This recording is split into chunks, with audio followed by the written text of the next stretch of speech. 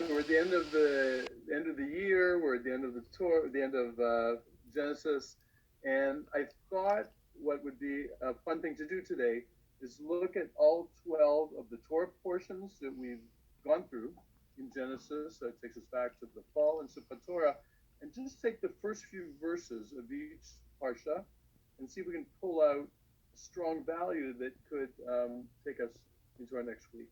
So when I was in seventh grade, in my day school, we would learn the Torah portion of the week every week, and the biggest treat was on Friday. Our Russian European rabbi would leave the room, and let's see, we had 30 rambunctious 12-year-olds in the room, and together we would choose any verse from that week's Torah portion. Rabbi would come back in, and we'd give him the chapter and the verse, and on the spot, he would make up a Torah and give us a 15-minute talk that really was life-changing. It really was very impactful. What it left me with is that any spot in the Torah has just got such a level of depth to it. So the approach I'd like all of us to take is, when we look at the 3 verses from each portion, if we only knew that about the Torah, or if we only learned that today, would be enough. Would be a value to live with. Now, with 12 portions, even if I take a minute and a half or so with each one in the conclusion, we're looking at close to 20 minutes. So when we get to the 15 and 20 minute mark, if we haven't done them all, I'll just contract it, and we'll do what we can do reasonably in the time. So I'm going to ask Jordan to put up the text for us. To start with Bereshit, with Genesis.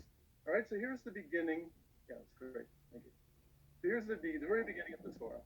When God began to create the heaven and earth, the earth being unformed and void, with darkness over the surface of the deep, and the wind, the water, and God said, "Let there be light," and there was light. The very opening word of the Torah is a takeaway that's good for the rest of your life. It's often in the old versions it was Bereshit, in the beginning, but it literally means with beginnings and when. So they translate here when God began to create. It wasn't that there was nothing in the universe and then suddenly God made a world.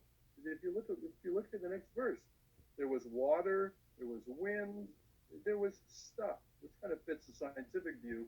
God starts to form it into the world that we know now. So the very beginning of the Torah is that we're on a continuum. We're in a world with constant beginnings. When you think you're at an end, you're at the end of your rope. We're in a world of Bereshit. There's always a beginning. So that alone could change your life, that first word. And then the last piece, let there be light. This is not the physical light as in light and dark, because logically, the sun and the moon don't show up until a couple of days later in creation. So this is light as in the data of the world, the goodness of the world, the wisdom of the world.